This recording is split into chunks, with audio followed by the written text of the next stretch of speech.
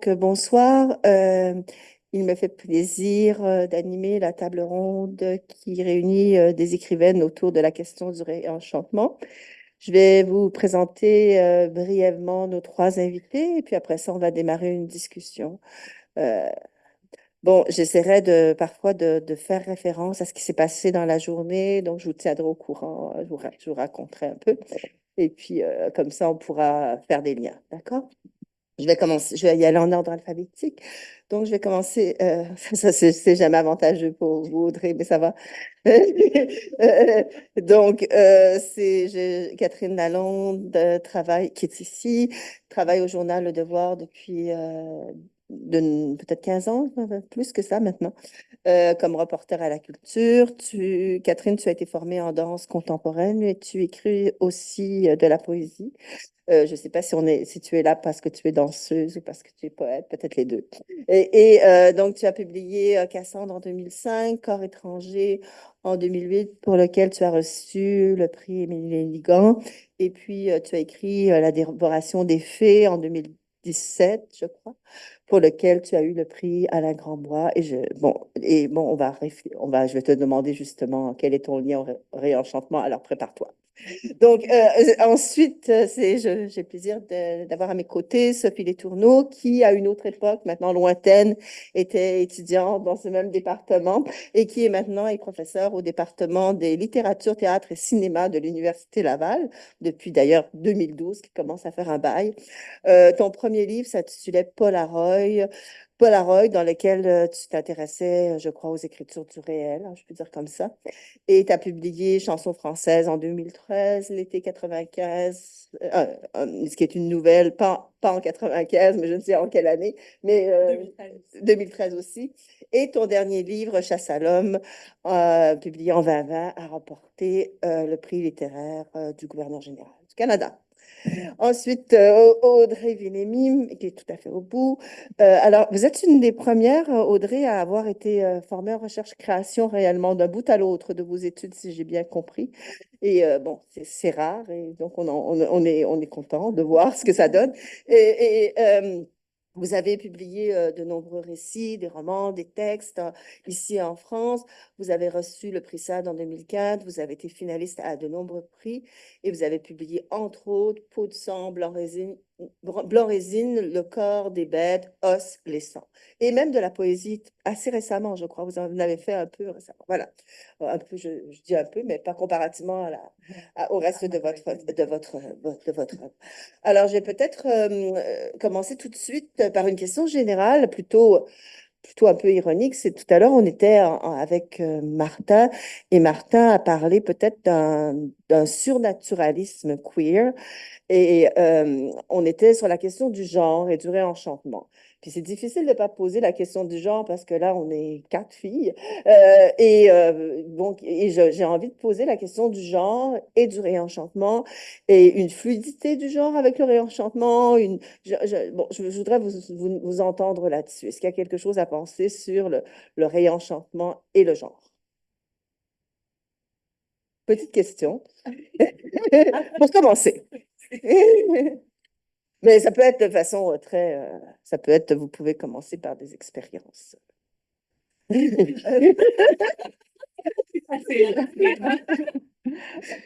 Euh, déjà, je sais pas, mon expérience d'écriture, moi, est vraiment axée sur, en fait, les fonctions dans mon écriture sont assez genrées. C'est-à-dire que les personnages féminins sont très naturalistes, du côté très naturel, du côté un peu de l'intuition, de la magie. Donc, c'est beaucoup elles qui portent ce qu'on pourrait qualifier de réenchantement, alors que les personnages masculins sont davantage Tout à dans fait. un univers de savoir, de compétences, Tout à fait. d'acquisition Donc, d'emblée, c'est un peu comme si les femmes, en tout cas dans mon imaginaire, Tout à fait. étaient celles qui portaient le réenchantement.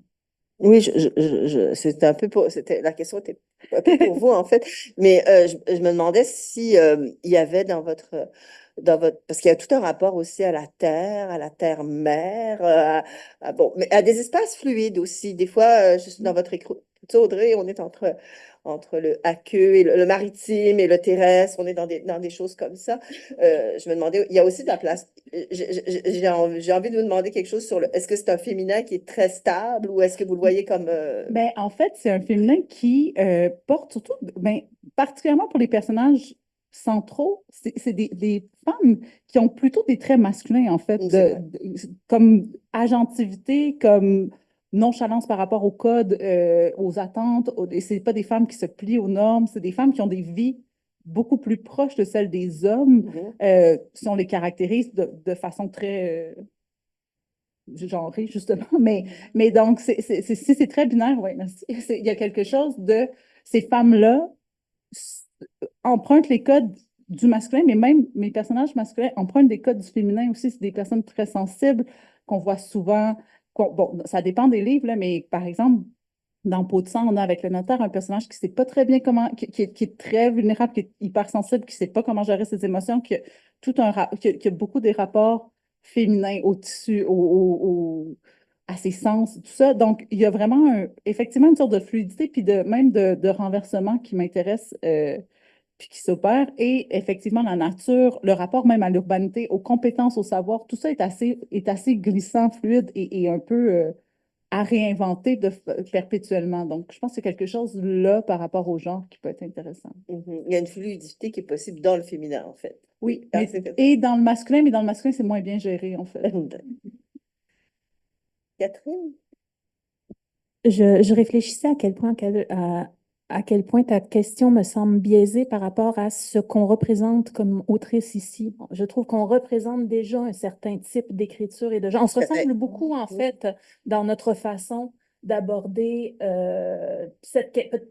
d'aborder pratiquement dans l'écriture cette question de l'enchantement. Je reconnais ma spécificité, je reconnais la leur, mais je vois vraiment des familiarités. Je ne sais pas, Sophie, si je suis en train de t'embarquer dans un groupe auquel tu ne désires pas appartenir. Donc, j'ai déjà du mal à répondre puisque je trouve qu'on est dans une vénelle qui est là. Et je peux le penser a posteriori, mais si je me replace de manière plus candide, je dirais que effectivement, mon rapport à l'écriture a pour but de trouver des façons de me réenchanter moi-même et de réenchanter le monde et ma vision par mon rapport au langage. Euh, que ça m'intéresse quand j'arrive à transformer l'écriture et que l'écriture me transforme, même si c'est très lentement au fil du temps et des livres. Mais est-ce que c'est l'écriture qui fait que je finis par me poser des questions sur le genre et sur la féminité, comme ça devient plus évident dans la dévoration des fées, comme ça va le devenir dans Trou à l'automne, ou est-ce que c'est ma transformation je ne sais pas, je sais pas par quel côté le lire. Est-ce que c'est simplement parce que je suis une femme et que j'écris ça que ça arrive et que ça procède? Ça, je ne peux pas répondre. Mais ce n'était pas ma question. D'accord. Non, mais Mais tu peux pas répondre à la question que tu n'as pas posée. Non, mais ce que je veux dire, loin de moi l'idée que c'est parce que vous êtes des femmes, c'est-à-dire, c'est-à-dire, j'avais juste envie de me demander s'il n'y a pas quelque chose de la façon dont on joue le genre qui est plutôt du côté du réenchantement, un peu, j'étais peut-être plus inspirée en posant la question par vos textes, Audrey, mais il y a quelque chose quand on joue le genre qui est plutôt du côté du féminin d'abord, et puis peut-être ça peut devenir autre chose, mais le masculin serait souvent pensé comme pas très enchanteur.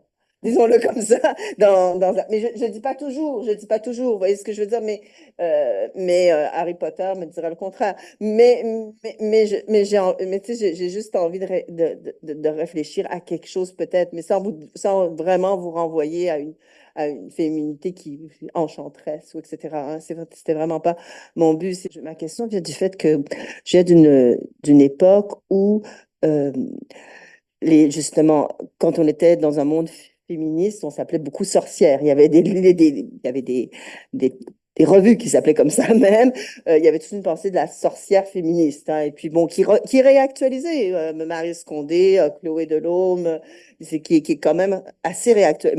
Marianne Diaye, tu sais, je pense que c'est comme ça, là, ça- donc, je me disais ça. Puis je pensais aussi, tout à l'heure, on en a parlé dans le couloir, les Radical Fairies, qui aussi travaillent sur la question de la fée, pas sur les questions de la sorcière, mais qui sont un groupe de gens qui essayent de transformer, de réenchanter un monde très désenchanté pour eux, mais en travaillant sur le genre. Vous voyez ce que je veux dire? C'était un peu de cet ordre-là.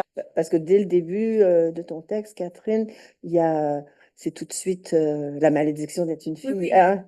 la prophétie est La là. prophétie. Et le son, la façon dont la langue est travaillée, j'ai voulu la travailler comme un conte, comme un chant, un peu comme une parole magique aussi. Ça est là, Tout à fait. volontairement. Sophie, est-ce que tu te sens interpellée par ma question? Oui, moi, je vais voir les voyantes. Mais je n'osais pas, mais puisque vous mettez ça sur la table, je vais y aller après. Oui, mais Audrey fait des tarots. Audrey fait des tarots. Je participe au tarot d'Audrey et tu vas voir des voyantes. Non, mais en fait, c'est parce que j'ai plusieurs réflexions qui me sont venues en tête Mhm. en vous entendant, en t'écoutant aussi. Puis là, je me demande par laquelle commencer. Ben, c'est sûr, je pense que la première chose, c'est que quand on occupe une place peu enviable dans la structure sociale, ben, il y a la volonté, le désir de changer l'ordre établi, puis de déplacer les choses, puis de le faire, en ce qui me concerne, de manière, euh, ben, je ne vais peut-être pas enchantée, mais de manière ludique, mais aussi euh, en refusant le réel, d'essayer d'en créer un autre, d'essayer d'aller ailleurs, d'essayer de l'infiltrer. Fait qu'il y a ça. Et qu'est-ce que j'allais dire aussi? Mais je pense qu'il y a aussi, pour rebondir sur l'idée de sorcière, c'est quand même historiquement la sorcière une figure euh, qui était, qui était dotée d'une agentivité que les femmes dans lesquelles les femmes en tout cas, se voyaient pas, on ne l'avait pas. Et je pense que ça aussi, dans le désir d'écrire sur des personnages qui ont un lien avec la magie, c'est de doter le personnage d'une volonté, d'un désir, d'une puissance d'agir, en fait. Ça, je pense que c'est, je sais pas si c'est genré, mais je comprends d'où ça vient. Mhm. Euh, je pensais, Audrey, vous écrivez, non, vous n'avez pas écrit, c'est dans une entrevue. Vous dites que votre monde, votre écriture ne dépend pas, ou le monde que vous avez inventé dans votre écriture ne dépend pas des lois du monde et ne dépend pas non plus de l'époque. Hein, vous arrivez, parce que j'arrive à la question de la littérature, vous arrivez à créer un monde qui est complètement hors du monde. Bon. J'ai envie de vous entendre là-dessus parce que ma question, c'est euh, comment parvenir, c'est une petite question aussi, comment parvenir à réenchanter le monde par la littérature? Est-ce que c'est en créant des mondes à part? Est-ce que c'est en ayant cette parole dont Catherine parlait tout à l'heure, magique? Est-ce que c'est donner du pouvoir? Enfin, comment vous voyez la littérature à travers ça pour vous? Hein, je parle vraiment de poétique, Oui, d'auteur. ben là, ça va être vraiment une réponse pour moi, Oui, mais c'est exactement. sûr que le travail mon objectif, bon, il y a différents enjeux. Il y en a un qui est de la pure paresse, c'est-à-dire que j'aime pas vraiment faire de la recherche historique et d'essayer de construire. Je me suis un peu libérée de toute contrainte de si je parle de telle technologie à telle époque, il va falloir que j'explique exactement comment ça. Donc, j'avais pas envie de m'enfermer dans un cadre comme celui-là déjà. Et là, ça, c'était comme un pouvoir d'enchantement pour moi-même. C'est-à-dire, je deviens la souveraine de ce monde et je le construis exactement comme je veux, moi. Donc là, c'est déjà une espèce de pouvoir que je m'octroie à travers ça qui est très grand, qui est très libérateur, qui est très, qui traduit d'une agentivité déjà qui est un peu celle que aussi mes personnages s'octroient et désirent transmettre. Euh, donc, pour moi, travailler dans un monde qui est non situé géographiquement puis non situé temporellement, ça permet de ne pas être contrainte par les lois de la morale déjà, et donc d'aller vers une espèce d'amoralité, une capacité à raconter les choses sans sans devoir, ben, justement, dans la structure du conte, porter une conclusion ou une morale à tout ça, puis de la laisser dans les mains du lecteur. Donc ça, c'est un espace de jeu qui est assez intéressant parce que finalement, chacun peut s'approprier le texte comme il veut.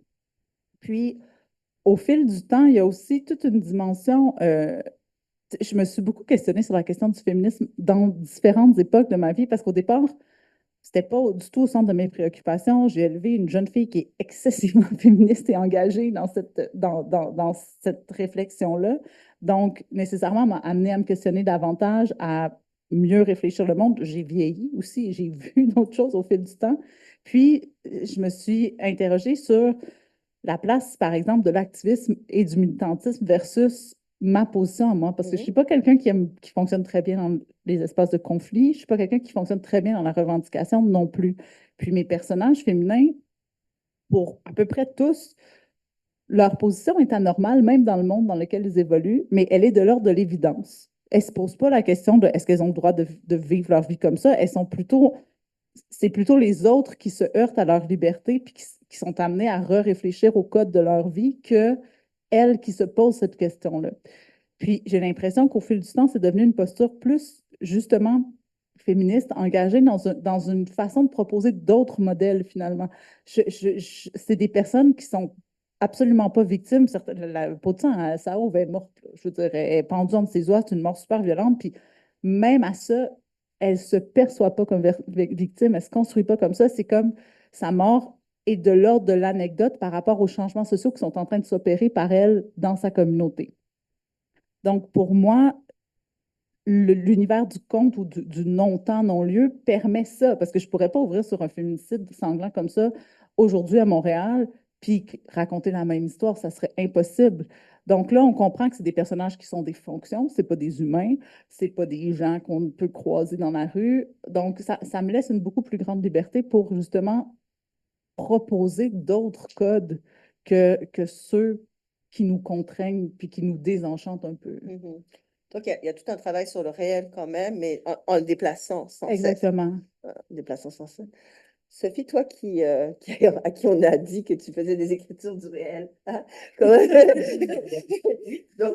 tu sais, je me dis, tu sais quel est ce rapport à l'enchantement quand on est, on va dire comme ça, dans une écriture euh, qui travaille aussi, tu travailles sur le document aussi, tu travailles sur la possibilité de documenter le travail. Comment tu conçois le rapport à la réalité puis à l'enchantement qui serait de notre ordre? En fait, le projet de Chassalom, il venait du fait que... Donc, Chassalom, c'est ton dernier livre publié, hein? C'est ça, donc, dans lequel je suis allée voir une voyante. Donc, il venait de... Il faisait suite, en fait, à Paul Larocque, qui était donc une écriture photographique du réel, réaliste. Et j'avais envie, par la suite, de ne pas représenter le réel, de ne pas le ressasser, mais de l'inoculer, de le transformer, d'agir sur lui. Puis qu'en fait, l'écriture soit pas une écriture qui représente le réel, mais une écriture qui modèle le réel, qui le fait advenir. On parlait de formules magiques tout à l'heure, puis ça, je me demandais aussi à quel point on est capable avec un livre, je le sais, on en a des exemples de procès qui ont suivi la publication d'un livre, mais je me demandais comment avec un livre on est capable de jouer sur le terrain de la réalité, puis de montrer aussi que c'est pas vrai que les livres servent à rien. Que les livres ont vraiment un effet. J'avais envie de jouer sur cet effet-là de la littérature. Et l'effet escompté était dans le texte, tu vas voir la voyante et puis... non, mais je te raconte un petit peu parce que... Oui, c'est ça. Donc, en 2008. Oh oui! Oui! Non, mais à peu près au moment où j'ai découvert Carlo Ginzburg, d'ailleurs, un texte qui m'a beaucoup marqué, le texte sur le paradigme indien. Donc, je me suis dit que j'allais devenir moi aussi un chasseur du paléolithique. et que j'allais me lancer dans une pratique divinatoire. Voilà. Voilà. Donc, je suis allée consulter une voyante parce que j'étais en train de terminer ma thèse de doctorat et tout le monde me demandait qu'est-ce que tu vas faire ensuite et je ne savais pas quoi répondre. Et je voyais que ça rendait les gens mal à l'aise, puis je suis quand même quelqu'un qui aime être agréable. Alors, je me suis dit, je vais aller voir une voyante, elle va me dire qu'est-ce qui va m'arriver après ma thèse de doctorat, puis ensuite, quand les gens vont me le demander, ben, je vais leur répondre ce que la voyante va m'avoir dit. Puis tout le monde va être content. Donc là, je suis allée voir une voyante. Et, euh, et la voyante, ça m'a vraiment beaucoup troublée parce que je n'étais pas quelqu'un de... Je veux dire, j'y allais un peu de manière expérimentale. Je n'étais pas quelqu'un qui se considérait comme très ésotérique. Euh, Puis là, elle s'est mise à me raconter une histoire. Puis comme écrivaine, ben, tout de suite, ça m'a intriguée de me faire raconter une histoire dans laquelle j'étais l'héroïne. Puis elle parlait, puis elle parlait, puis elle parlait. Puis c'était quand même, c'est ça que je disais à tout le monde, c'est vraiment un bon deal, là. C'est 40 $, puis pendant 60 minutes, elle me parle de moi, tu sais, alors que si je vais voir ma psy, c'est 120 $. C'est moi qui parle de moi pendant 20 minutes. Puis tu sais, c'est beaucoup plus cher, mais là, elle me racontait tout ça. Puis c'était une histoire absolument abracadabrante, romancée, puis donc il était question de l'homme de ma vie, entre autres. Et je me suis dit, ben, je vais partir à sa poursuite. Il y avait quelque chose aussi du conte bizarre dans ce récit, pourtant qui peut être vu comme très réaliste, puisque je pense que beaucoup de critiques l'ont vu comme un peu comme, j'ai vu quelque chose comme une génération en quête de mari, ou je sais plus Ouais, quoi, tu vois ouais. ce que je veux dire, alors qu'il y avait quelque chose un peu du conte dans ce que tu fais, dans ton travail, il y avait comme quelque chose de... Oui, ben, en fait, j'étais très consciente là, du Hero's Journey, là, des 12 étapes du conte. Puis c'était, je veux dire, c'est arrivé comme ça, mais ça suit la quête initiatique Tout à fait. ouais, dans Tolkien, par exemple. Oui, Ouais, c'est ça. avec aussi beaucoup d'ironie, Oui, c'est ça. parce que la quête est un peu simpliste. Oui.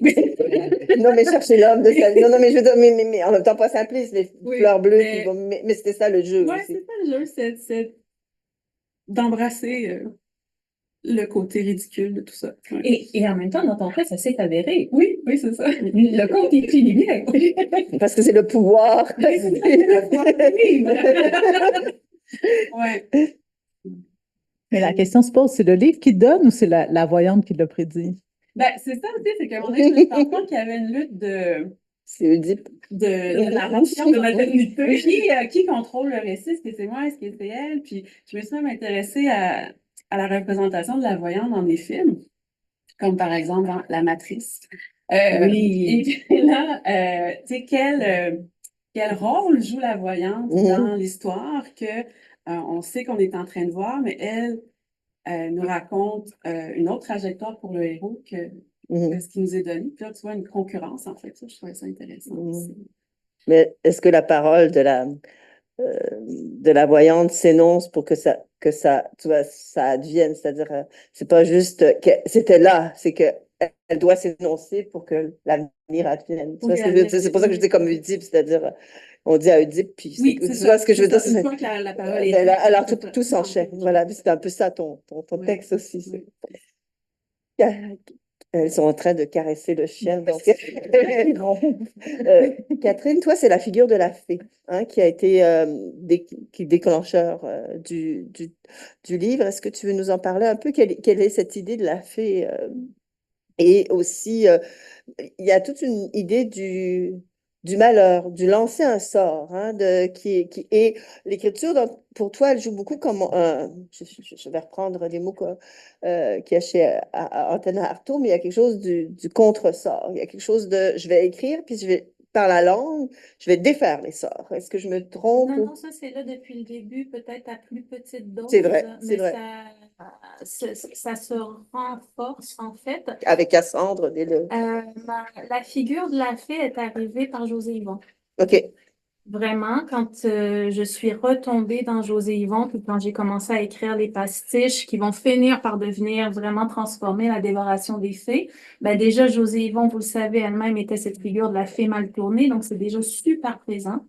euh, et entraînait avec sa figure à elle et ses écrits cette espèce de tiraillement constant justement entre le magnifique et le sordide, le magique et l'hyper réel, le glauque et le magistral, le documentaire et le poétique, qui me touche beaucoup et qui continue de me toucher. Se lit dans la dévoration des faits, mais là, je suis à l'orée d'une nouvelle réflexion. Où je suis en train de me demander, c'est très, très quotidien, mais ça touche à mon rapport à l'enchantement. Je suis en train d'essayer de me questionner sur quelle est ma part de réaction à l'écriture journalistique Mhm. et à l'actualité dans mon parcours littéraire. Je pense que je sous-estime fortement à quel point je suis traversée par l'actualité, les nouvelles, le rapport au langage journalistique et des gens qui me répondent, cette langue très, très maîtrisée de communication, cette langue des interviewés qui parfois au contraire sont d'une générosité extraordinaire et qui dans ce cadre aussi arrivent à réenchanter. Je suis vraiment traversée par ça. Je réagis par la poésie en essayant Mhm. d'apporter les réponses qui me manquent ou de résoudre ou de réparer ou d'embaumer avec un tiret dans le bon sens ce qui me heurte dans ce travail d'écriture alimentaire quotidien, fascinant, questionnant, difficile. Et c'est aussi bien réactiver cette friction initiale qui était là aussi au début, là, ce rapport entre le réel et l'aspiration, en quelque sorte, est une des choses que je travaille.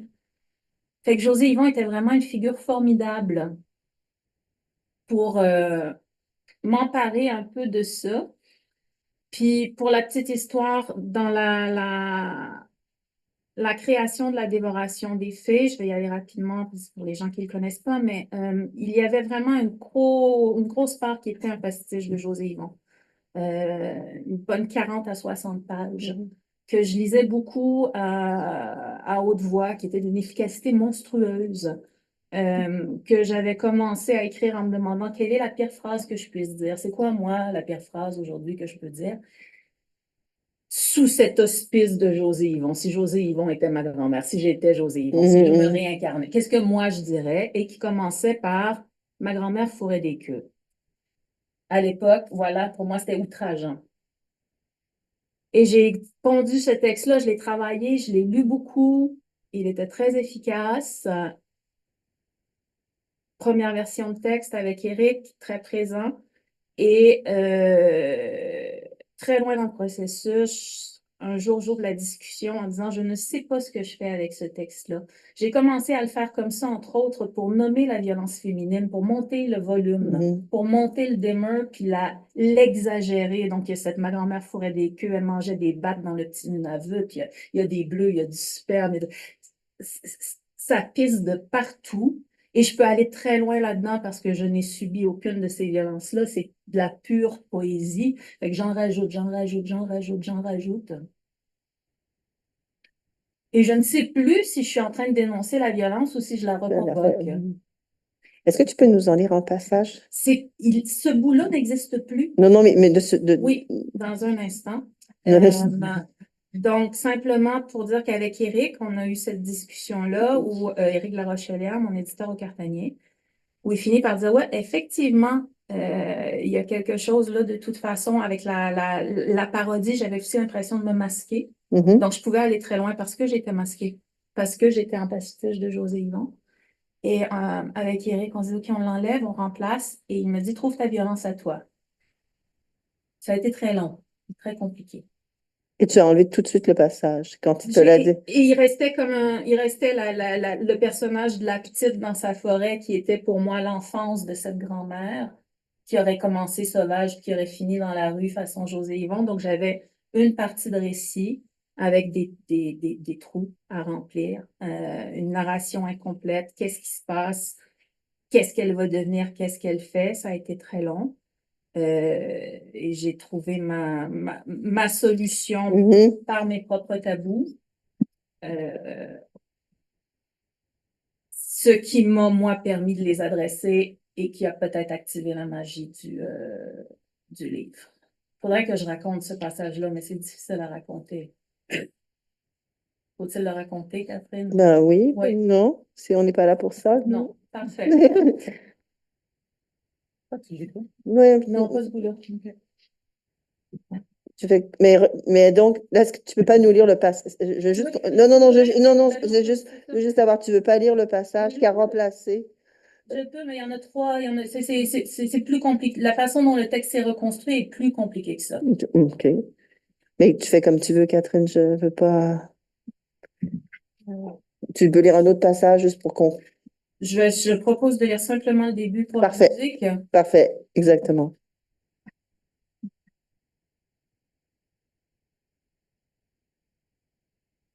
Elle le dit au début. Quand fut au commencement le Verbe, quand furent les tout premiers mots, les premiers qu'elle ouït de sa vie. Cruelle parole d'or d'évangile, inscrite à la migraine, dont inaugurale de marraine carabosse, infusée magiquement par doigts de fée, doigts de dame, 5 mots. 5.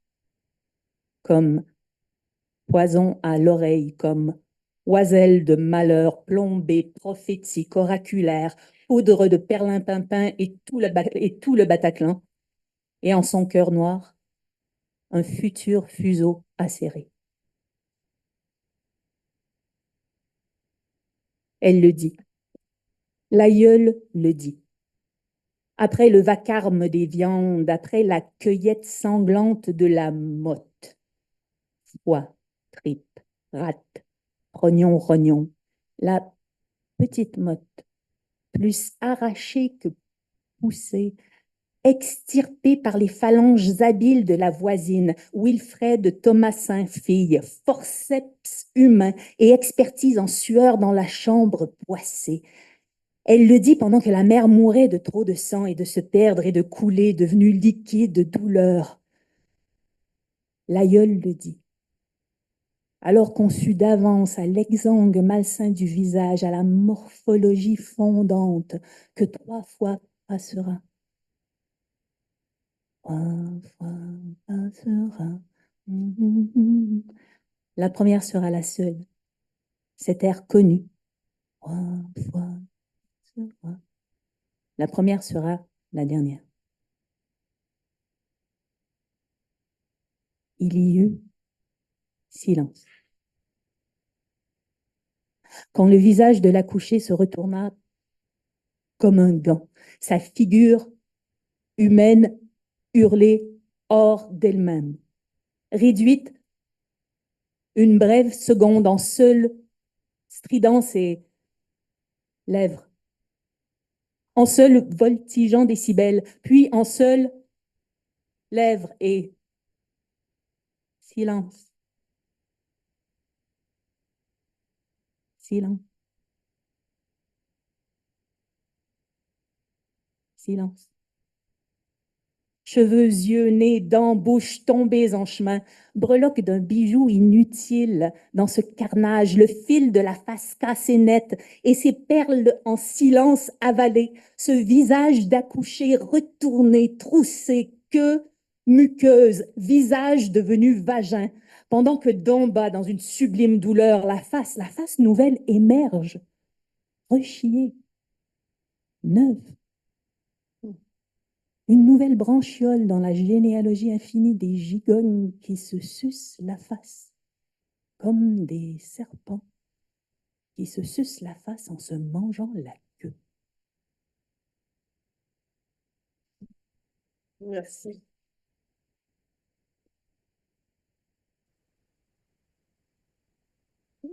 Merci beaucoup, Catherine. Il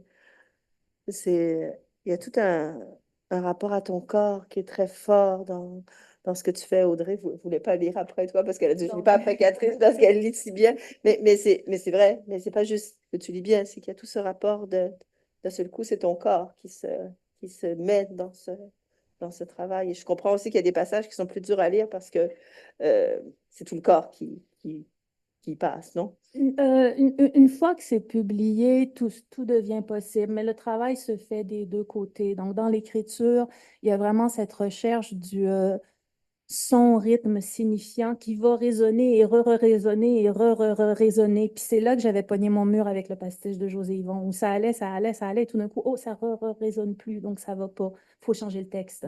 Mais une fois là que c'est publié, maintenant, je peux reconvoquer le corps de différentes manières, par le son, par le rythme, par... La lecture peut devenir très émotive et engagée et portée, mais je ne l'aborde pas nécessairement comme ça.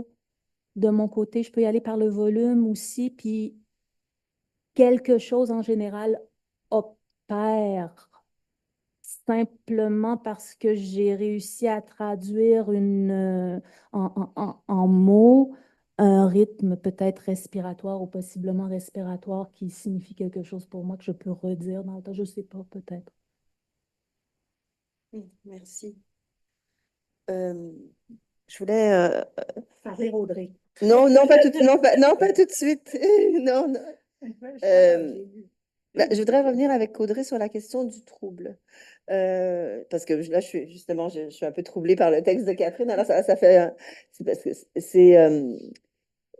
vous avez parlé aussi beaucoup de cette figure du trouble, que le texte trouble, que vous voulez des lieux troubles, il y a toute une possibilité de faire advenir. Alors, on ne sait pas, des fois c'est de l'enchantement, des fois c'est du désenchantement aussi. Il y a quelque chose dans votre écriture qui joue beaucoup sur des oppositions. Mais je pense que les deux vont ensemble, en fait. Effectivement. Euh, le trouble du lecteur est un territoire intéressant parce que ça le force à, à reconsidérer ses positions. Donc, il y a quelque chose dans ça qui me semble plus porteur que d'arriver avec des réponses. D'arriver avec des questions, c'est beaucoup plus facile, mais aussi beaucoup plus efficace que de dire, ben voici ce que tu dois penser. C'est plus, voici une situation qui est autrement plus complexe que ce que tu pensais au départ, et donc, t'en fais quoi? Donc, cette réponse-là, elle peut être complètement variable d'une personne à l'autre. Ce ne sera jamais la même réponse. Puis l'exemple, mettons, avec les 100, où on a bon, un livre où il y a 7 voix de femmes qui chacune demande à leur mari de les tuer. Le même mari, les 7 femmes. Et donc, on les entend chacune raconter leur histoire. Puis je me faisais dire, c'est vraiment comme pas féministe comme texte parce que elles veulent se plier au regard de cet homme-là. Je me faisais dire, oh mon Dieu, c'est tellement féministe comme texte parce que c'est des femmes qui reprennent une agentivité extrême sur leur propre corps.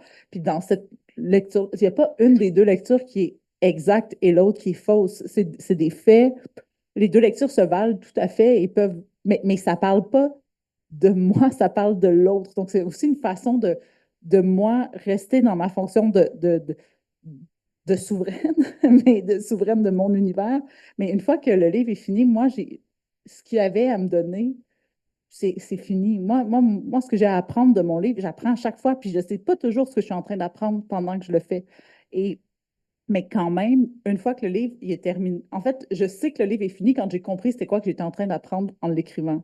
Puis une fois que ça c'est fait, pour moi, tu sais, mettons, Peau de sang, là, il est sorti à l'automne, c'est plus, c'est fini pour moi, là, je suis dans d'autres choses, j'ai d'autres projets, je suis habitée par d'autres étapes. Donc, après de le revisiter, c'est un peu comme ce que tu dis, le revisiter après, oui, ça se fait très bien, mais c'est plus l'engagement intime que ça représente pendant la phase d'écriture.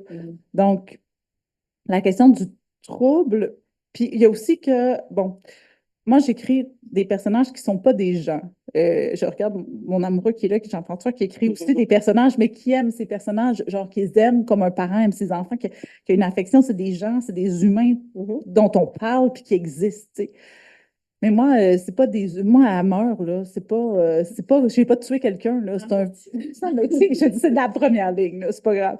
Mais tu sais, c'est pas quelqu'un, cette personne-là. C'est du papier, c'est de la narration. Puis c'est un peu. Je trouve ça vraiment. Je rebondis à quelque chose dont on a parlé il y a vraiment longtemps, mais de ta voyante, tu sais, j'ai l'impression que tout est narration, en fait. Puis je trouve que, comme voyante, c'est extrêmement efficace de raconter une histoire plutôt que de donner des réponses. Parce que là, la personne, c'est exactement comme clairvoyante. La personne est devant une histoire, elle peut retirer exactement ce qu'elle veut de cette histoire-là par rapport à ce qu'elle vit, puis ça va être de la narration, ça va être puis c'est ancré dans toutes sortes de savoirs puis d'intuitions que cette personne-là peut avoir. Mais il reste que tout ça, c'est des constructions narratives. Fait qu'à partir du moment où on entre dans une compréhension des structures comme étant des narrations que chacun va de toute façon réinterpréter, il y a un travail dans la zone trouble, la zone grise, la zone où le lecteur qui s'attend à recevoir une réponse n'en reçoit pas, mais de toute façon, il va faire son travail interprétatif. Donc, je lui donnerais 1000 réponses. Il se les approprierait de toute manière. Donc, pour moi, de le troubler puis de lui dire maintenant, gère ton trouble, c'est c'est plus satisfaisant, puis c'est moins frustrant. Pour moi, peut-être plus frustrant pour le lecteur, je ne sais pas. Voilà. Oui, la question du trouble, je la voyais aussi, merci, mais je la voyais aussi ne pas, oui, de ne pas savoir tout à fait si je lis parfois des choses horribles ou très belles. Tu vois, la différence entre la beauté et la laideur est très mince dans votre travail par moment. Oui, ben, il y a une esthétisation Oui. de la violence, puis de cette. En fait, Catherine l'a très bien dit. Moi non plus, je ne suis pas quelqu'un qui a eu un passé très violent et très trouble et très. Tu sais, fait que ça me permet d'aborder la violence d'une façon complètement différente de quelqu'un qui l'aurait vécu, qui l'a expérimenté, qui a vécu de la violence physique ou quelque chose comme ça. Tu sais, à partir du moment où tu ne l'as pas vécu, en fait, je me souviens de rentrer à la maîtrise, d'être désespérée, puis de dire ben, je peux rien écrire parce que j'ai rien vécu, puis de me faire dire, ben, sers-toi de ça pour écrire des choses que des gens qui ont vécu des choses violentes pourraient pas écrire de cette façon-là. Puis à partir de là, ça a ouvert vraiment un monde de possibles.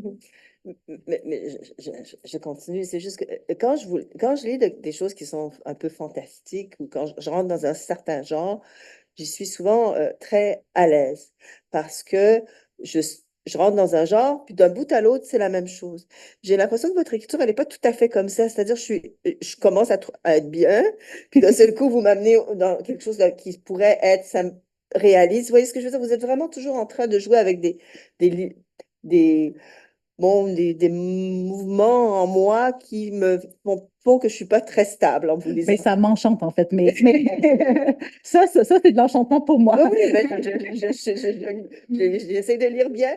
Mais oui, je pense qu'il y a, l'usage du conte ou des figures archétypales fait en sorte qu'on est compris très rapidement. Et donc, il y a une question d'accélération puis de rapidité à mettre en place un univers qui va. Puis c'est des figures qui sont tellement. Ben, qui viennent déjà de la prime enfance. Donc, notre univers de fantasme et de pulsion, c'est quand même construit sur ces figures-là.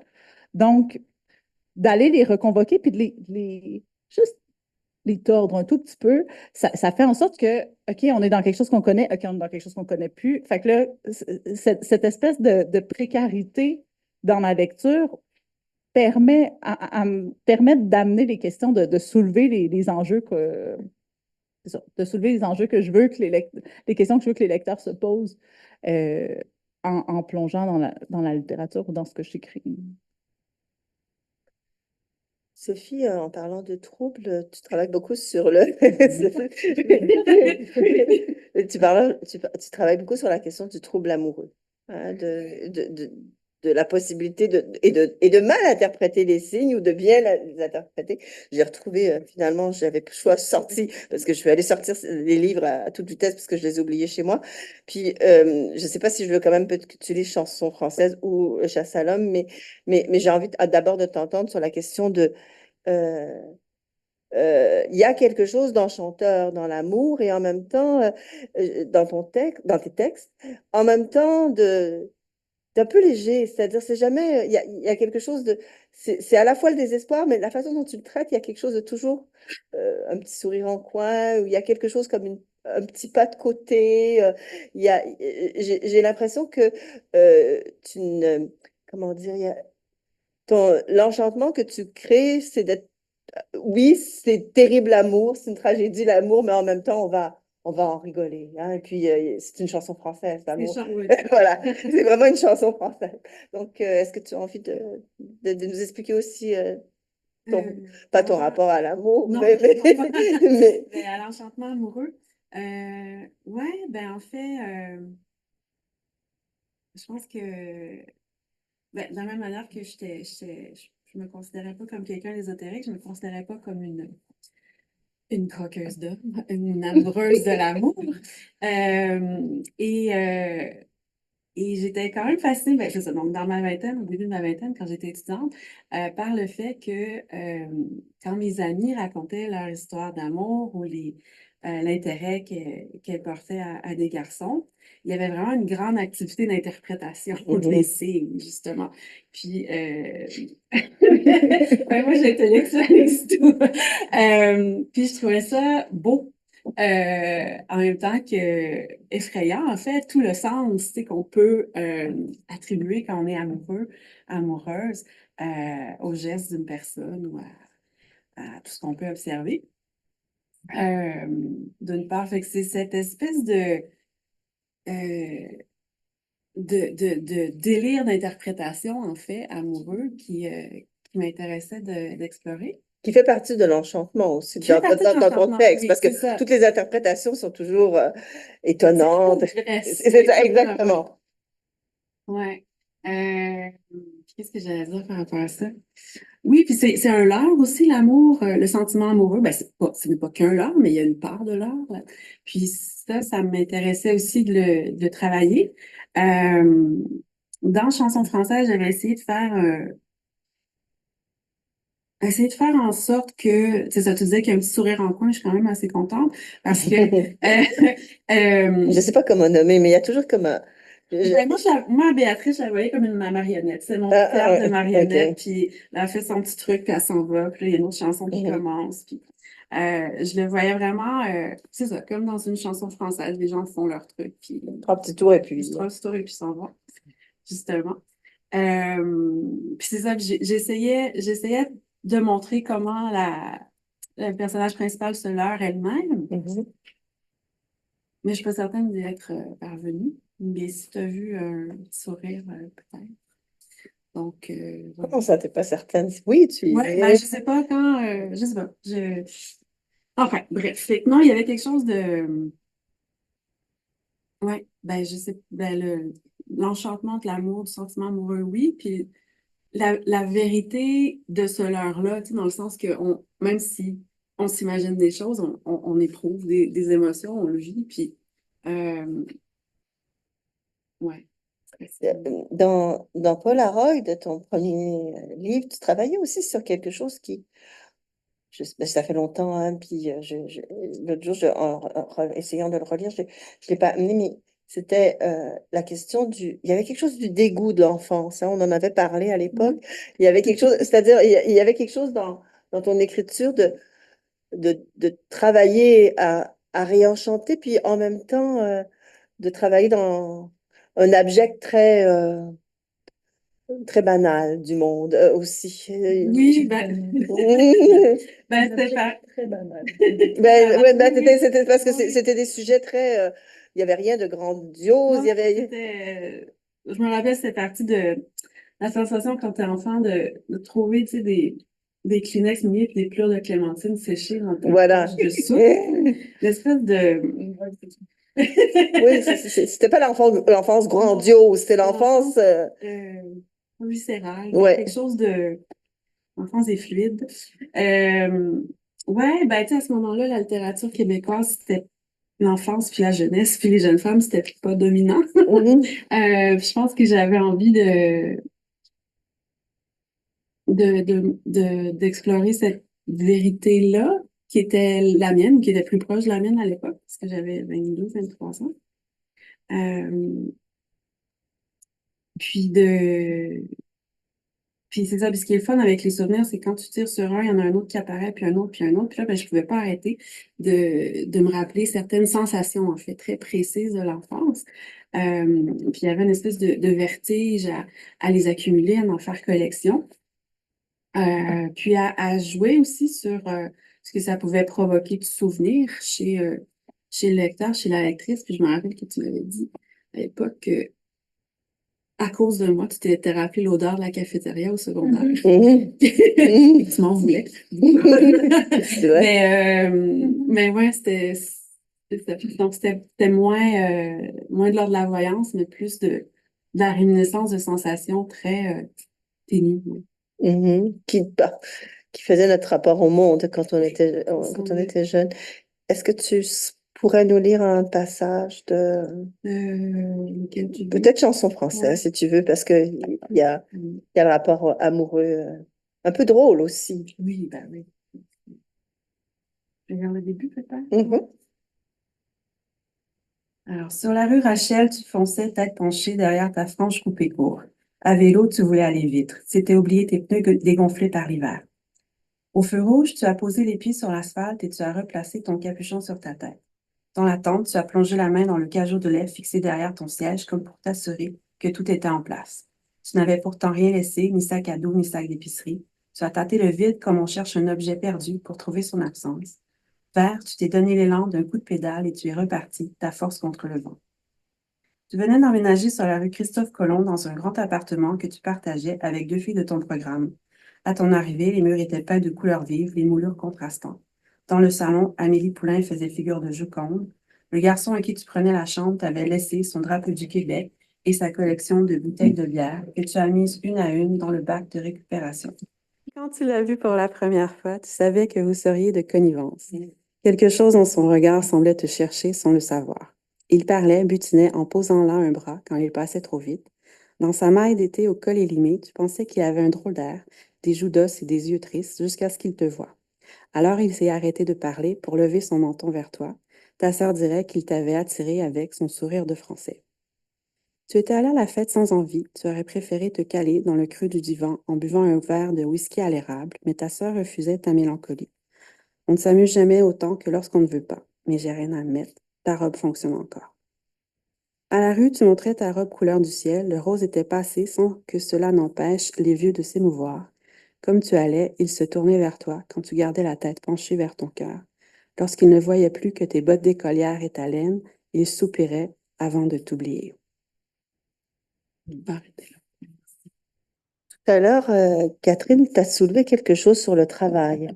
Puis, tu sais, comment, je vais te mal te citer, alors je vais pas le faire, mais j'avais pensé tout à l'heure, plus tôt dans la journée, en pensant à toi, à ces posts que tu fais sur Facebook où tu dis ma vie, il y a un titre que Ma vie professionnelle. ma vie professionnelle. Puis, je me disais, j'avais envie de poser une question, peut-être à vous trois d'ailleurs, sur comment garder l'enchantement et la littérature quand on travaille, quand on est prof, ou est-ce qu'il faut le préserver? Il y a des gens qui travaillent à le préserver, hein? J'ai envie de vous entendre bêtement. C'est une question un peu triviale, mais je me dis, il y a quelque chose d'intéressant à savoir. Comment passer dans cet autre monde qui est le littéraire alors que nos vies se vivent parfois, et j'allais dire bêtement, mais le chien est là qui m'empêche de dire ça, puis ça serait bien bêtement, mais de façon bon, sans intérêt parfois, peut-être, je parle juste pour moi, mais comment garder cet enchantement-là? Ou pas? Mais je pense qu'on est dans trois contextes Ben, c'est pour ça que complètement c'est différents. Donc, je pense que c'est une excellente question. Puis, à mon sens, elle n'est pas triviale du tout. Non, mais Pour moi, en fait, puis il a fallu quand même que je quitte la ville, que je construise une vie qui est où tout est écriture, mais tout est création. En fait, c'est que dans comment moi, j'ai construit ma vie maintenant, euh, bon, il y a du trivial, amplement, mais quand même, euh, tout devient écriture un peu et tout. Par exemple, quand je suis en train, là aujourd'hui, j'arrive de voyage, j'ai été absente pendant 6 semaines. Ma cour n'était qu'un champ de pissenlit. Je ne peux pas vous dire la quantité de pissenlit qu'il y avait. J'ai jamais vu ça de ma vie. Ça avait l'air d'un dépotoir. Sincèrement, ça n'avait aucun sens. Mais ce matin, j'ai tondu le gazon. Ça m'a pris 2 heures. Euh, J'habite en campagne, c'est un terrain. En tout cas, c'est pas fini encore. Mais Donc, ce travail-là n'est pas vraiment autre chose que l'écriture, m'occuper de mon jardin, m'occuper de mes chiens, faire de l'art, faire à manger. Si je peux, j'haïs ça, faire à manger, mais quand je le fais, je suis tout le temps en train d'écrire.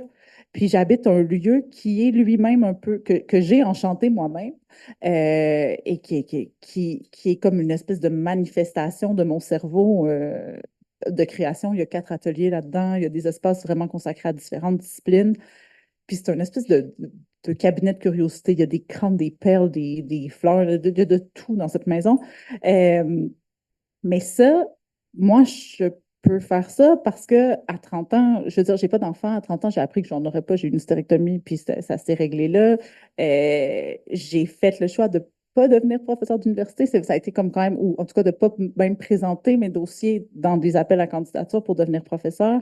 J'ai fait le choix d'une certaine forme de précarité quand même aussi à travers cette décision-là. Le fait de déménager en campagne fait en sorte que, évidemment, les loyers, bon, c'est ma maison, c'est moins cher, ça n'a rien à voir en fait avec la ville, mais il reste que cette précarité-là me garde toujours active dans la création, m'amène à chercher les prochains projets, les prochaines demandes de subventions, la façon de faire connaître ce que je vais créer, mais me permet quand même ce que la stabilité financière permet pas, qui est à dire que je suis partie 6 semaines en Europe faire la tournée pour mes livres, je peux créer comme je veux, je décide que je vais faire des arts visuels aujourd'hui, mais je vais faire des arts visuels. Il y a quelque chose dans cette liberté-là qui est à la fois vertigineuse et exigeante, parce que si j'en fais rien, ça ne marchera pas, mais qui permet une espèce de réenchantement perpétuel que des personnes avec des contraintes professionnelles, des enfants, une famille, ne peuvent pas vivre de la même façon. Cette question est intéressante et c'est intéressant que tu la poses ici et maintenant parce que c'est un dialogue qu'on a beaucoup, Audrey et moi. Ah. En fait, parce qu'on est peut-être dans des pôles extrêmement différents là-dessus. Audrey est très généreuse de ses conseils. Elle cherche toujours à attirer les gens, pas seulement moi, mais moi entre autres, du côté obscur de la création maximale. Donc, très encourageante et très motivante, mais en réalisant aussi que les cadres ne sont pas les mêmes. Ce qui est intéressant, donc, c'est que ce qu'elle est arrivée à mettre en place, je le jalouse atrocement, tout en voulant absolument pas. Parce que je vois aussi ce dont elle ne parle pas aussi, qui fait partie de ce coup-là, tout le travail qu'elle fait sur Facebook, elle aussi, en Tout à fait. auto-représentation, qui est aussi du référentiel, qui fait partie de son travail littéraire, mais qui est également de la Qui est un promotion, qui est un travail, est une ligne que je ne franchirais pas. Elle le fait parce que ça lui convient. Mais c'est drôle aussi parce que moi, je le fais, mais il y a tellement. Les gens ont vraiment l'impression de connaître tout de ma vie, mais comme je parle jamais de ma famille ou presque, je parle jamais de mes nièces, de mes enfants. Il y a tout de mes beaux enfants, en fait, mais quand même des enfants qui sont dans ma vie. Il y a comme. Pour moi, ce qui est vraiment le plus intime, et personne n'est jamais sur les médias sociaux, même parler d'anxiété, mettons, ou de douleurs chroniques ou des choses comme ça, c'est comme. C'est de l'ordre de juste moi. Fait que c'est pas de l'ordre de l'intime tant que ça. Fait que mais ça reste la gestion médiatique, on la perd de vue. Jean-François a commencé à me dire, là, t'as fait tes coms ce matin, puis j'étais comme, oui, merci de le nommer comme ça, parce que c'est un peu, c'est faire c'est 100% moi, mais ça reste un travail.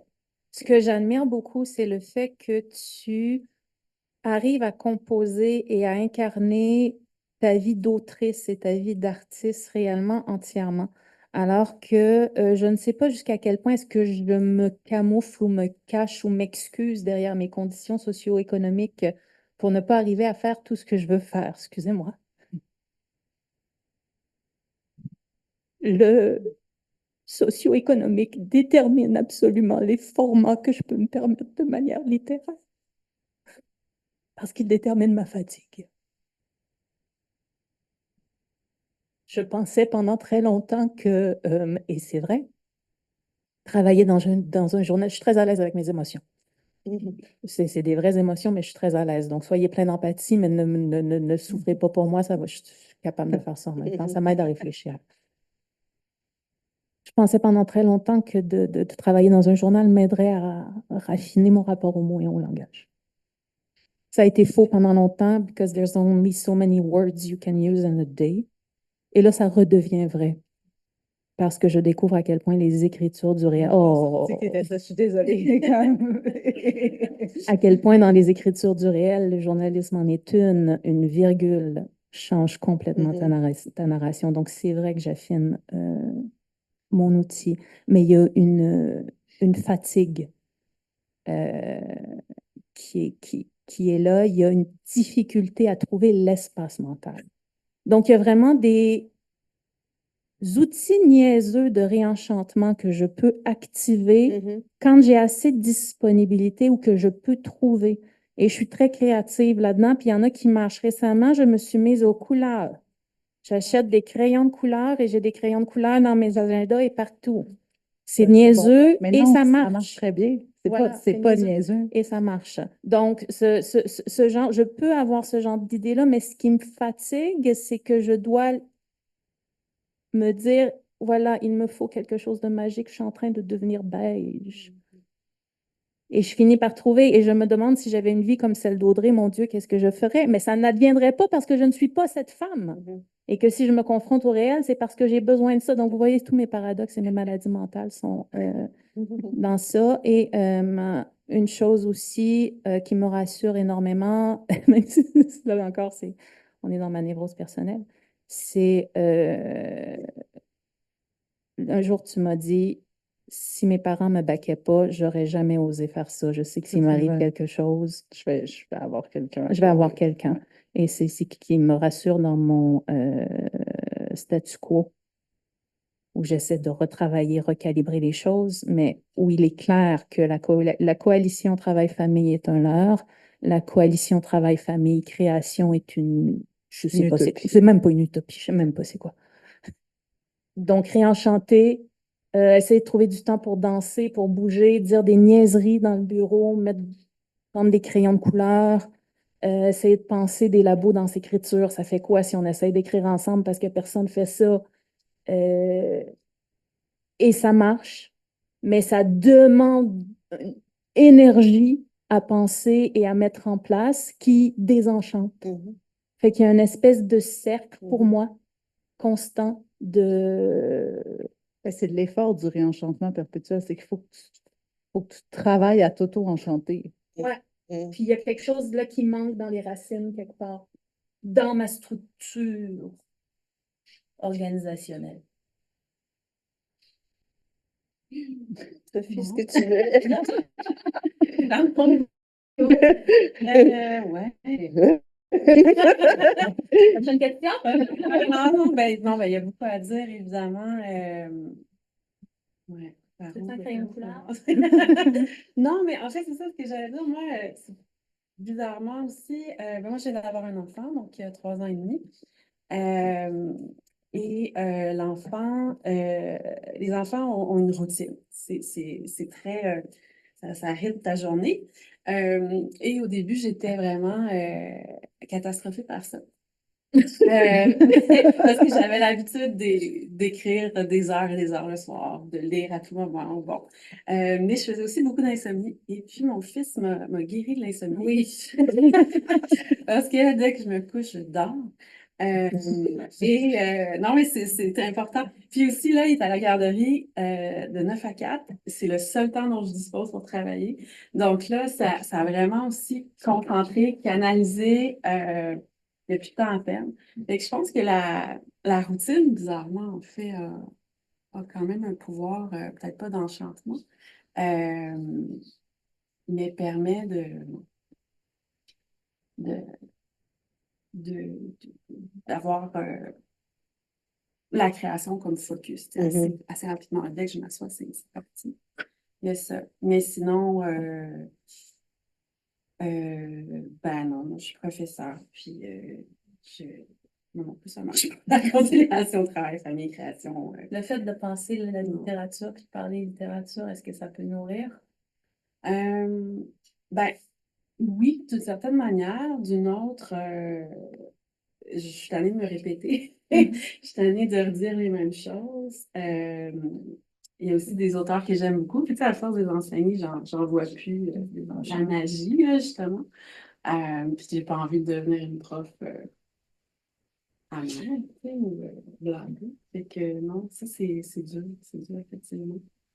Euh, du bon côté, la sécurité financière, moi, je serais pas capable de faire ma promotion. Les commandes, je les refuse tout le temps, puis je peux me le permettre parce que j'ai pas besoin de cet argent-là. Puis ça me permet d'avoir aussi euh, la création comme chambre d'écho. Donc voilà. Oui, ça c'est important par exemple, Ouais. de pouvoir vraiment faire ce que tu veux en littérature, absolument. Mhm. Ça c'est précieux, précieux, précieux. Ben, moi, je n'ai pas l'impression de ne pas faire ce que je veux. Fait que je sais, mais je suis d'accord. Mais oui, je suis d'accord. Mais tu sais, non, mais ça, mais ça marche pas. En fait, moi, j'ai essayé autant comme, je veux dire, des appels de texte pour des recueils de nouvelles ou des choses comme ça, genre, aussitôt qu'il y a une obligation de rendre à une date spécifique sur un thème spécifique, ça marche juste vraiment pas. Fait que J'aurais de la misère à être journaliste. ça serait un fiasco, fiasco intégral. Vraiment, mais c'est pour ça. Puis, tu sais, c'est intéressant parce que tu dis, je suis pas cette femme, mais je veux dire, moi, je serais pas capable du tout, là. Puis, je veux dire, en fait, je suis vraiment très sensible aux émotions des gens. C'est pour ça que je suis déménagée en campagne. Il n'y a personne autour de chez nous. Je vois mes chiens. Puis, des fois, mon job, puis c'est ça. Euh, mais de composer avec toutes les sensibilités que, comme professeur ou comme journaliste, il faut gérer, c'est comme puis aussi, pas contrôler, parce que j'accompagne beaucoup de personnes dans leur démarche de création, puis c'est hyper stimulant. C'est une façon de gagner ma vie qui me nourrit énormément. Mais tu sais, j'ouvre l'ordinateur, on fait la rencontre, je suis 100% là, mais je le ferme, c'est fini, là. Je veux dire, je pense plus après, là. Alors que, mettons, autant comme professeur que comme journaliste, vous avez à relancer des gens qui ont des mémoires de maîtrise, puis là, se relire, puis le relancer. Puis là, des fois, il y a des gens qui ont de la peine, puis que là, c'est comme, c'est pas, OK, c'est ton heure, fait que là, tu peux avoir de la peine pendant l'heure où on est ensemble. C'est comme, OK, live, je débarque dans ton bureau, puis j'ai de la peine. Ou comme journaliste, là, il se vit telle crise, puis c'est comme que ta disponibilité mentale ou physique pour accueillir cette crise-là à ce moment-là est zéro considérée. Moi, je serais 100% dysfonctionnelle dans un contexte comme ça. Vraiment, vraiment, ça serait impossible. En fait, je pense que tous mes enjeux d'anxiété, de douleur chronique, tout ce que je réussis à très bien contrôler dans le cadre que je me suis donné, me paralyserait complètement dans un contexte comme celui-là. Mais, Catherine, tu voulais dire quelque chose? Oui, c'est que il y a quelque chose dans cette capacité que j'ai ou dans ce rythme que j'aime qui est, je veux ramener sur le réenchantement par une espèce de longue boucle absurde qui est de l'ordre de la convocation. C'était la même chose en danse. C'est l'heure du spectacle. Prêt, pas prêt, tu y vas, de show must go on. T'as un texte à remettre, c'est 18 h ce soir, arrange-toi pour le faire. Mon cauchemar total. À la longue, c'est épuisant, mais il y a quelque chose de formidable dans cette convocation-là. Et qui, oui, n'est pas nécessairement soutenable. Alors qu'il y a aussi le travail de l'évocation, qui est, je pense, qu'on essaie plus de faire dans la littérature. Il faut convoquer aussi pour y arriver, mais je ne peux pas le penser plus loin. Je vais juste lancer ces idées-là parce que pour moi, ce sont des zones de capacité cerveau, manière de penser complètement différentes qui créent ou font émerger des choses différentes aussi. Suis-je complètement ésotérique, Non, madame? non, non, bon, moi je pense à ça. Oui, ok, merci. C'est un travail qui est un peu, parce que là, j'arrive de faire de l'auto-représentation comme, c'est de la convocation à fond la caisse. C'est comme, OK, là, je suis l'écrivaine, si ça change mon corps, ça change Là, je suis un peu en décalage horaire, fait que c'est un peu plus les bacs. Mais tu sais, en général, là, si je fais une table ronde, je vais être comme assise droite, je vais savoir comment parler, je vais savoir comment. Puis la fonction est très facilitante. J'essaie d'expliquer aux gens à Saint-Malo que ça ne me dérangeait pas de faire des dédicaces, puis que ça me reposait, en fait, parce que je suis de mon côté de la table, je suis l'écrivaine, les gens passent, je peux écrire un mot, je m'intéresse c'est fini. Mon rôle est hyper clair. Quand tu es journaliste en écriture, c'est beaucoup plus fluctuant que ça. Tu sais, il faut être beaucoup de choses en même temps quand on écrit, alors que quand on est dans la fonction même de porter l'écriture ou de porter le travail journalistique ou la chorégraphie, tout à coup, le rôle qu'on porte est tellement précis que ça facilite quand même une partie de ça. Mais l'évocation, je pense, est plus fastidieuse puis demande une autre temporalité complètement. Autre temporalité, oui. Audrey, est-ce que vous pouvez nous lire un tout petit passage, puis après ça, je vais donner un peu la parole à la salle. Longtemps, j'ai enseigné ma faim. À l'heure de ma mort, je pends entre mes bêtes, cheveux et corps et mains, mon visage basculé vers le plafond, mes yeux avalés par la pénombre. Dans la rue, les hommes se demandent s'ils sont ouverts ou fermés, mes yeux. Personne ne les voit. Tout ce qu'on distingue dans la lumière du quinquet, ce sont mes côtes, mes seins élongés, ce qu'il reste d'une jupe de soie blanche, du sang tombe en gouttes noires sur les viscères empilés, sur les carcasses des oies, sur le cou mince des jarres qui s'amoncellent près de l'étal. Au-dessus de mon comptoir, je tiens accroché par la gueule et par les poignets. Celui qui m'a hissé là n'a pas su comment bien s'y prendre. Il a d'abord percé mon menton comme le bec d'une canne, puis, se ravisant, a étiré mes bras plus haut jusqu'aux traverses du toit. C'est avec ça. Merci.